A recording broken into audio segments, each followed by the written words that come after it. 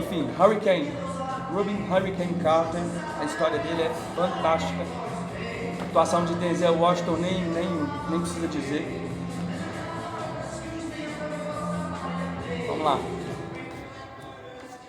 Bom, terminando aqui a música é longa, ela conta a história toda de Robin Hurricane Carter.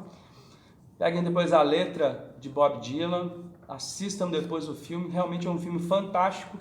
Quem atua no Tribunal do Júri deve assistir esse filme para se inspirar, para conseguir inspiração, enfim, lutar pela inocência, enfim, pela...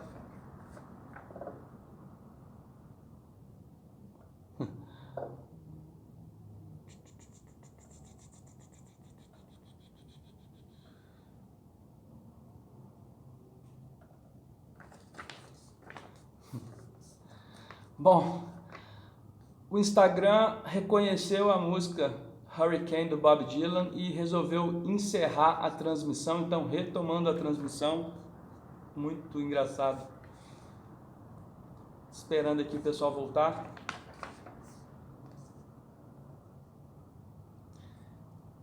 E aí, pessoal, só para explicar, o Instagram reconheceu a música Hurricane do Bob Dylan. E aí, por conta de direitos autorais, eu estaria violando direitos autorais dessa música, ele resolveu, achou por bem, encerrar a nossa live. Por isso que acabou, se encerrou de modo abrupto aí a live que havia começado às 8 horas.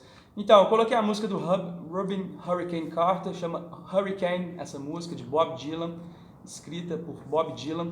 É uma música que trata de uma história real. O nome eu acho que é Hurricane mesmo, Hurricane. Não lembro o nome que veio para o Brasil, mas é Hurricane. Procura lá, Denzel Washington Hurricane, que você acha fácil. Esse filme é fantástico. Enfim, a música do Bob Dylan, ela traz a letra completa dessa música, a história completa dessa condenação indevida que o Robin Carter recebeu. A primeira vez que, aliás, não a primeira vez, mas uma das histórias que o meu colega de Defensoria Pública, Dr. Eduardo, conta, que eu já ouvi dele, eu não assisti esse júri, mas ele contou essa história no plenário do Tribunal do Júri. Aliás, ele até leu a letra completa para explicar o que aconteceu com Robin Hurricane Carter e o perigo das condenações indevidas, enfim. E ele contou isso no plenário, eu achei muito bacana essa história. Já contei ela no júri também uma vez, vale muito a pena conhecer essa história para se inspirar nela e poder, quem sabe, utilizar no plenário do Tribunal do Júri também, porque tem elementos fantásticos. Afinal de contas, é uma história real de uma pessoa que passou décadas presa, que perdeu a possibilidade de disputar o título mundial de boxe. Na época ele estava em ascensão, mas faltava apenas uma luta para ele lutar pelo título mundial de boxe e acabou sendo impedido porque foi preso injustamente. Enfim, Hurricane, Denzel Washington, não percam esse filme. Para quem quer atuar no plenário, ele é inspirador, esse filme, é muito bacana mesmo, a busca pela justiça nesse caso foi incessante, é um caso real, enfim, vale muito a pena. Essa é a dica musical, é a dica de filme de hoje. Bem, hoje na nossa live eu gostaria de tocar um tema que essa semana despertou muito interesse, principalmente por parte da defesa, de quem atua na defesa criminal no Tribunal do Júri, que foi uma decisão proferida no STJ em um recurso em habeas corpus, uma decisão monocrática proferida pelo ministro Reinaldo Soares da Fonseca. O que disse o ministro Reinaldo Soares da Fonseca? O recurso em habeas corpus é número 107.829, um caso do Distrito Federal. Ele disse, basicamente, na verdade, houve uma impetração de habeas corpus para tentar desentranhar de um processo que ia ser levado a júri, de antecedentes criminais que foram juntados, antecedentes e outros atos infracionais juntados em desfavor do réu que seria levado a julgamento. E, vejam bem, eu vou ler o finalzinho do voto do ministro Reinaldo. Ele diz: neste caso, juntou-se aos autos uma série de documentos relacionados a outras práticas delitivas, como a folha de antecedentes criminais, além de documentos relativos a investigações pretéritas, como um latrocínio tentado e um roubo. Tais fatos, embora possam ser objeto de apreciação por parte do magistrado, caso sobrevenha uma condenação, não guardam, a bem da verdade, qualquer relação com o crime apurado nos autos da ação penal objeto desse writ. Em outras palavras, em se tratando de exame dos elementos de um crime, em especial daqueles dolosos contra a vida, o fato não se torna típico, antijurídico e culpável por uma circunstância referente ao autor ou seus antecedentes, mesmo porque, se assim o fosse, estaríamos perpetuando a aplicação do direito penal do autor e não o direito penal do fato. Sendo assim, o que se busca é evitar o uso indevido dessas informações na sessão plenária do Tribunal do Júri como argumento de autoridade, o que não me parece adequado. Ante o exposto com base no artigo 34, inciso 18, alínea C do Regimento Interno do Superior Tribunal de Justiça, dou provimento parcial ao recurso ordinário para que os documentos relacionados à vida pregressa do recorrente e que não guardam relação direta com o fato não sejam utilizados pela acusação na sessão plenária do Tribunal do Júri. Vários colegas me mandaram mensagens, os colegas entendendo que isso era uma virada do jogo, que era talvez algo que agora fosse ser diferente a partir de então. Do que está tratando esse julgamento? Basicamente, da apresentação pela acusação no plenário do Tribunal do Júri de antecedentes e folha de antecedentes de atos infracionais do acusado que não guardam relação com o caso objeto de julgamento. Vejam bem, antes de me animar com essa decisão, realmente ela é uma decisão que mostra uma luz no fim do túnel, talvez do que pela ótica da defesa, porque a defesa insiste muito nesse sentido de que deveria ser proibido, deveria ser considerado um argumento de autoridade o comportamento da acusação quando ele faz menção à vida pregressa, à vida anteacta do réu, ou seja, aos seus antecedentes criminais, aos seus antecedentes infracionais. Entretanto, a gente precisa ter muito cuidado ao analisar esse voto, que, lembremos, é uma decisão monocrática do ministro Reinaldo em habeas corpus, é uma decisão monocrática, ela não representa efetivamente o entendimento da turma da qual ele faz parte e tampouco da terceira sessão do Superior Tribunal de Justiça. Por quê? Se você acessar o STJ e verificar a coletânea de jurisprudência sobre o Tribunal de Júri, a coletânea de jurisprudência temática em direito penal e, no caso, sobre Tribunal do Júri, a gente vai encontrar o seguinte verbete taxado do número 4. A leitura em plenário do júri dos antecedentes criminais do réu não se enquadra nos casos apresentados pelo artigo 478, incisos 1 e 2 do Código de Processo Penal, inexistindo óbice a sua menção por qualquer das partes. Vejam bem que interessante. E aí, para fins de esclarecimento do que trata o artigo 478 do Código de Processo Penal, ele diz: durante os debates, as partes não poderão, sob pena de nulidade, fazer referências. Primeiro, inciso 1º, a decisão de pronúncia, as decisões posteriores que julgaram admissível a acusação ou a determinação do uso de algemas como um argumento de autoridade que beneficiem ou prejudiquem o acusado. Inciso 2, ao silêncio do acusado ou à ausência de interrogatório por falta de requerimento de seu prejuízo. Primeiro, é importante salientar que o Ministério Público busca, através de ação direta de inconstitucionalidade, afastar essa norma do ordenamento jurídico, pois o Ministério Público entende que essa seria uma norma inconstitucional, pois iria ferir o direito à livre manifestação do pensamento e da livre expressão de atividade intelectual previstas no artigo 5º, incisos 4 e 9 da Constituição Federal. Eu entendo que não se aplica nesse caso essas duas vedações. Na verdade, há sim limites impostos pelo devido processo legal que devem ser respeitados durante os debates realizados no plenário do Tribunal do Júri. Por exemplo, você não pode ofender a outra parte, você não pode fazer ofensas pessoais à outra parte. Aliás, o Ministério Público, uma promotora de justiça, recentemente recebeu até uma indenização, foi-lhe concedida uma indenização por ter sido ofendida no plenário do Tribunal do Júri. Do mesmo modo, eu tive um caso de uma colega, um caso muito triste, em que houve uma ofensa talvez bem grotesca, bem grosseira por parte do promotor de justiça. Esse tipo de manifestação, obviamente, não está albergado pela liberdade de expressão, não está albergado pelo direito de se expressar. Mas, com relação aos antecedentes, a vida anteacta do réu, qual que é o posicionamento então do STJ?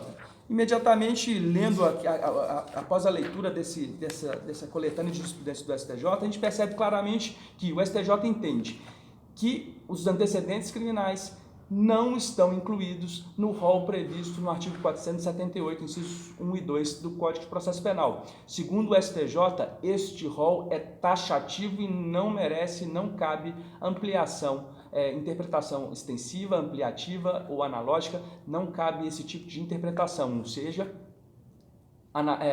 não é possível fazer essa interpretação análoga, dizendo que os antecedentes criminais estariam compreendidos na proibição do artigo 478 do Código de Processo Penal. É pacífico isso no STJ, é pacífico isso de um modo geral na jurisprudência. E aí você vê também, apesar da decisão do ministro Reinaldo de Azevedo, a data dessa decisão, vejam bem, dia 2 de setembro, melhor dizendo, dia 29 de agosto de 2019. 29 de agosto de 2019, o ministro Reinaldo decidiu monocraticamente dessa forma. A outra decisão monocrática dele também, em outro processo no mesmo sentido, julgado em outro momento, agora eu não vou ter a data aqui, mas enfim, o próprio ministro Reinaldo já se manifestou dessa forma em outro julgado. Só que, se você fizer uma pesquisa, recentemente também, esse ano, em junho desse ano, o próprio ministro Reinaldo, ele julgou um caso semelhante em que ele afasta a nulidade e diz, olha, a simples menção aos antecedentes do acusado na sessão plenária do Tribunal do Júri, por si só, não gera nulidade. Na pior das hipóteses, seria uma nulidade relativa e que caberia à defesa a demonstração do prejuízo. Essa é uma faceta desse tipo de decisão que me incomoda muito. Hoje em dia, vejam bem, o próprio artigo 478 afirma que é nulidade a menção aquelas hipóteses previstas no inciso 1 e 2, mas quando há a menção, o STJ faz uma interpretação restritiva do artigo e diz é uma nulidade relativa e tem que haver a provocação, melhor dizendo, a prova do prejuízo.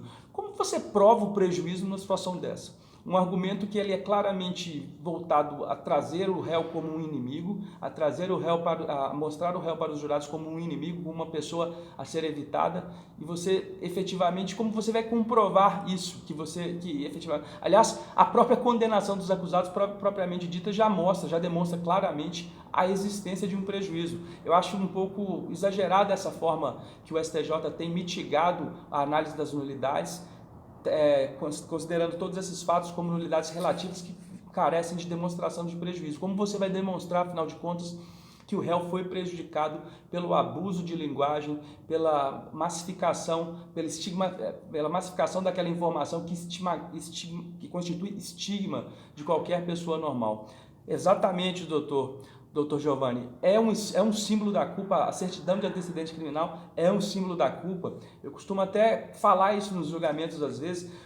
Aqui no estado de Mato Grosso do Sul, a gente tem uma informação que ela é acolhida dentro de um sistema chamado SIGO. SIGO é o Sistema de Informação Integrado da Polícia Civil, em que eles coletam e que eles juntam dados sobre as ocorrências, enfim. E aí, quando eles colocam lá que fulano de tal praticou um homicídio, isso é juntado no processo. Quando você absolve o acusado, absolve o réu, as informações do SIGO não são alteradas. As informações do SIGO permanecem como sendo aquele réu, aquela pessoa um homicida, aquele réu, aquela pessoa um ladrão, independentemente se houve ou não absolvição posterior. Enfim, o prejuízo é enorme, há uma estigmatização incrível, é uma tatuagem que não sai do corpo do réu e que no julgamento faz muito mal para a defesa, não só para a defesa, mas para a paridade de armas mesmo do julgamento, pois esse tipo de informação ela não se presta a provar o fato em si, a provar o fato objeto de julgamento, mas tão somente pintar o réu como um inimigo. E como combater isso? Na verdade, o mais interessante que eu acho que a gente pode tirar desse recurso em habeas corpus, desse caso que foi decidido monocraticamente pelo ministro Reinaldo Soares da Fonseca, é a inteligente forma de atuação do advogado criminal aqui no caso. Porque normalmente se ataca a utilização dessa fala da acusação, dessa utilização massiva e expressiva dos antecedentes no plenário do Tribunal do Júri, somente após o julgamento, após a realização do plenário, após a consignação em ata da nulidade, enfim.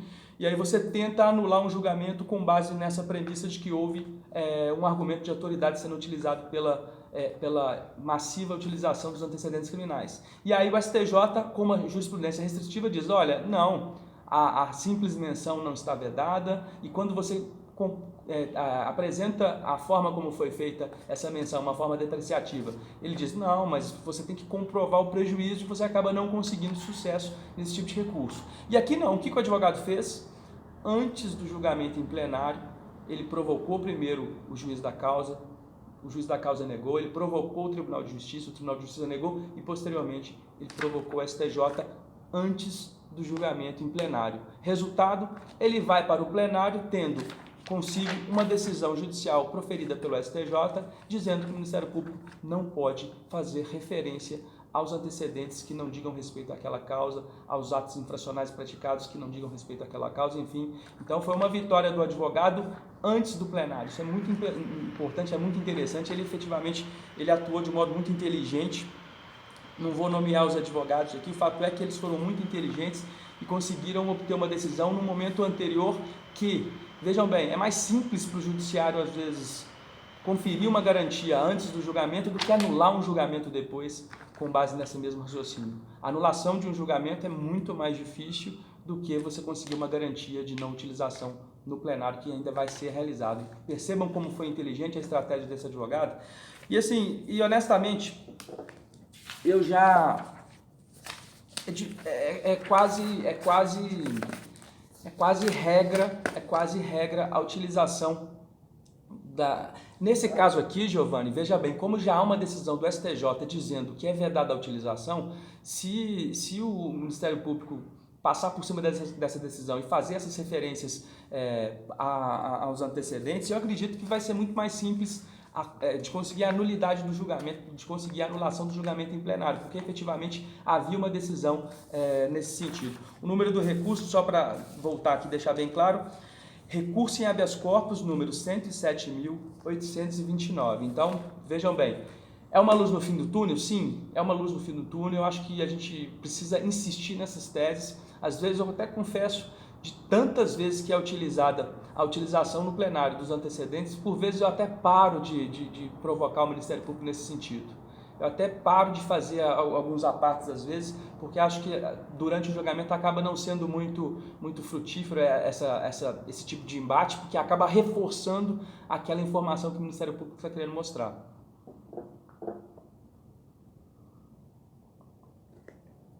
Fabiano, a decisão monocrática, ela talvez seja a decisão mais precária que se tenha dentro de um tribunal superior, porque ela ainda não foi sequer revista pela própria turma da qual o relator faz parte, enfim. Então ainda está muito longe de ser um entendimento que vai prevalecer. A gente não pode dizer isso. Eu acho que é até temerário dizer que esse entendimento vai prevalecer, tendo em vista que para ele prevalecer, ele tem que ultrapassar uma jurisprudência já muito bem consolidada no STJ, que diz que a mera apresentação, a mera utilização, menção, melhor dizendo, dos antecedentes do acusado no plenário por si só não constitui argumento de autoridade. Então sim, é só um início mesmo, é só uma luz no fim do túnel que se acende, mas que ainda há um longo caminho para a defesa buscar o reconhecimento desse direito importante, que eu acredito que seja a manutenção de uma imagem diferente no julgamento. Você tentar trazer para o julgamento a análise do caso, do fato penal objeto de julgamento, e não da vida anteacta, não do estigma da prisão, do estigma das condenações anteriores que esse seu acusado possa ter incidido. Mas, repito, isso acontece com muita frequência para desacreditar propriamente a palavra do réu também. Não se desacredita a palavra do réu apenas fazendo uma análise das contradições que você tem nos vários momentos do processo, mas muitas das vezes os antecedentes do acusado é sim utilizado para justificar, para dizer que o acusado não merece crédito em suas alegações.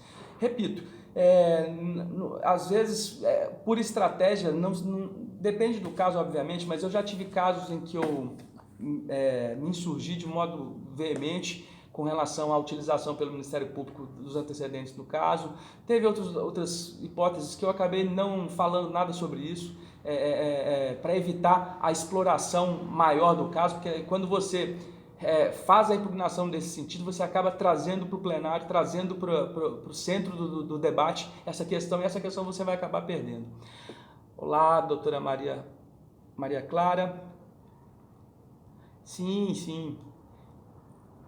Sim, exatamente. No interrogatório mesmo é muito comum. Na verdade, uma das perguntas obrigatórias que o juiz faz, que tem um rol de perguntas que ele vai fazer, uma delas é se ele já foi condenado, se ele já foi processado. Esse é um momento também que acaba, não há como esconder muito também o que vai acontecer. Mas enfim, se você, então, A sugestão que eu dou nesse caso é, se você pretende evitar que os antecedentes que digam, esses documentos que digam respeito à vida pregressa do acusado não sejam utilizados no plenário, talvez a melhor forma seja atacar essa questão e provocar os tribunais superiores antes do julgamento em plenário, porque depois que foi para plenário, você vai consignar a nulidade em ata, mas para você convencer o STJ de que aquela nulidade efetivamente trouxe prejuízo ao acusado, embora eu entenda que esse prejuízo seja presumido, não é o que entende o STJ. O STJ entende que esse presumido tem que ser provado pela defesa. Então é muito difícil esse tipo de raciocínio. Confesso que poucas vezes já vi esse tipo de decisão favorável à defesa. Já vi efetivamente também a promotores que utilizam o próprio silêncio do acusado, mesmo havendo aquela menção expressa, e aí o STJ, os tribunais estaduais também insistem em dizer, olha, você precisa comprovar o prejuízo.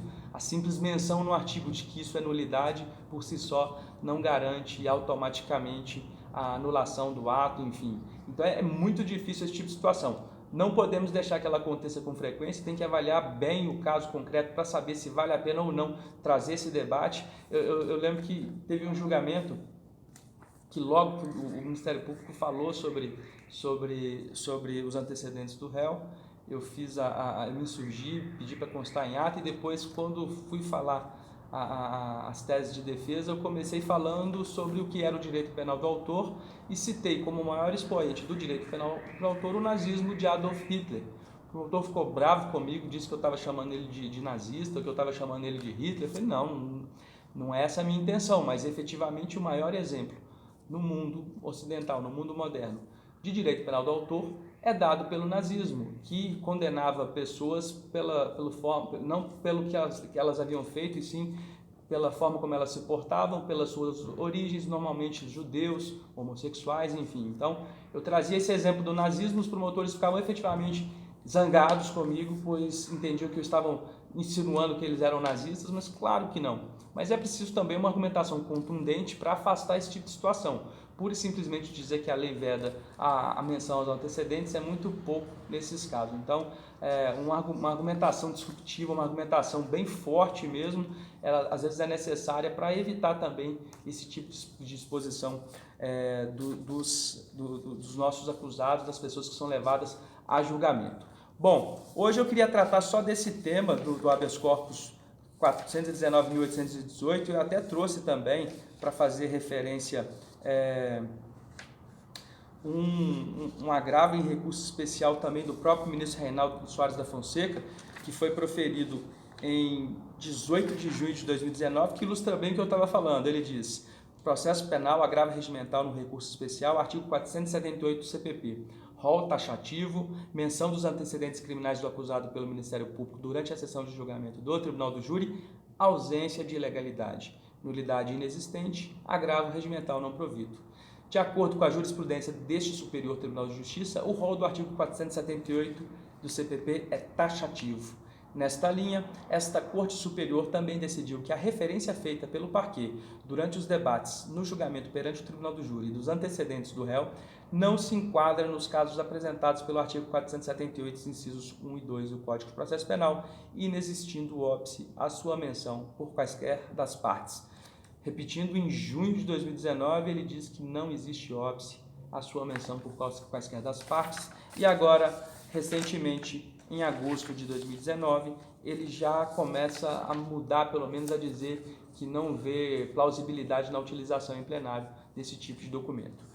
Trouxe também aqui o habeas corpus número 419.818 de São Paulo, do ministro relator Jorge Mussi, que é um caso de São Paulo também, e que ele fala de modo muito tranquilo esse raciocínio que prevalece no STJ, ou seja, de que o artigo 478 do Código de Processo Penal estabelece restrições aos que as partes podem suscitar durante os debates, tendo essa Corte Superior firmado o entendimento de que o rol nele é taxativo, mais uma vez diz isso, e a simples menção a outro processo a que o paciente responde também pela prática de crime de homicídio, que consta expressamente de sua folha de antecedentes, não se enquadra nas restrições estabelecidas no artigo 478. Esse caso é até mais interessante do Jorge Mussi, porque olha a situação que foi levantada aqui e que ele afastou a nulidade. Da mesma forma, a alusão à ausência do acusado na sessão de julgamento não se encontra listada nas proibições contidas no aludido dispositivo legal, sendo certo que, consoante destacado pela magistrada singular, o Ministério Público referiu-se apenas ao fato de que não se encontrava presente na ocasião, não havendo que se falar em ofensa ao direito ao silêncio. Complicado. Por último, bom, basicamente é isso que traz esse julgamento. Trouxe esses 3 julgamentos, 2 do ministro Reinaldo da Fonseca e 1 com relatoria do ministro Jorge Mussi, para mostrar, para provar para vocês que ainda não houve alteração do entendimento do STJ, de suas turmas, de sua terceira sessão. Aquela é uma decisão monocrática que ainda carece de uma maior consolidação para a gente dizer que ela vai ser tendência, enfim. Mas eu acho que vale muito a pena buscar esse tipo de decisão antes que o plenário ocorra e não após a sua ocorrência, após a realização do plenário.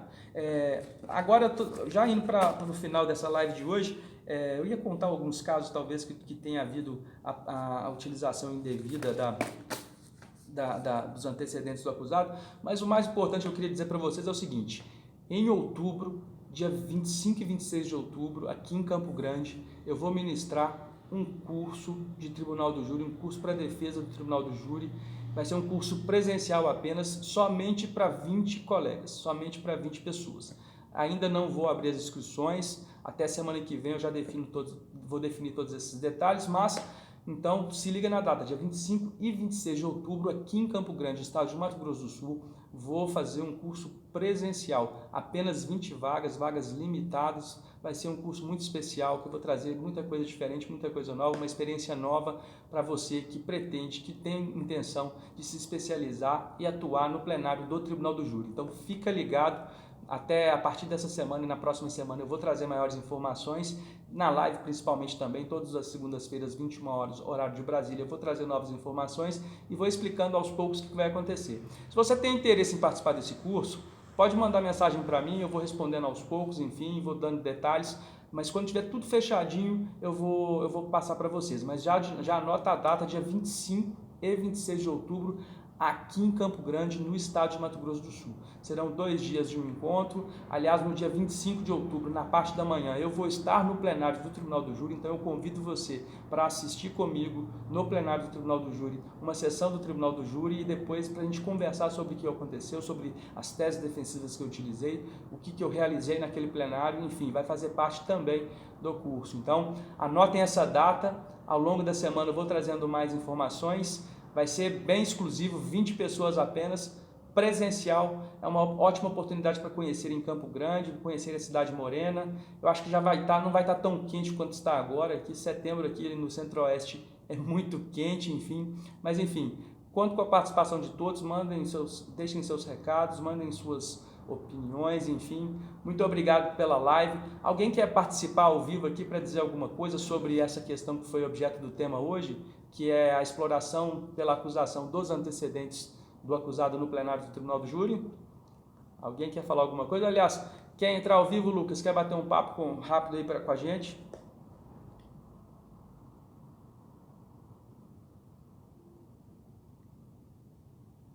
Bom, na próxima vez, no início, sempre queria alguém participar. Bom, então é isso, gente. Hoje são agora 20 horas e 34 minutos, uma live mais curta de apenas meia hora, enfim, mas queria deixar esse recado sobre esse habeas corpus. Eu vi o pessoal muito animado com relação a essa decisão, mas calma, a gente ainda tem um caminho muito longo para sedimentar, principalmente com a utilização, para vedar, para impedir a utilização de símbolos da culpa no julgamento do Tribunal do Júri e conseguir, de alguma forma, trazer a atenção do Conselho de Sentença para o fato que é objeto de julgamento e não para a pessoa do réu. Grande abraço, foi um prazer estar com vocês mais uma noite. Na próxima segunda-feira, de novo, live 21 horas, aí eu trago maiores detalhes do curso que vai ser ministrado aqui em Campo Grande, dia 25 e 26 de outubro. Conto com a participação de todos, 20 vagas apenas. Muito obrigado pela participação, a gente se vê por aqui, a gente se vê no plenário. Grande abraço.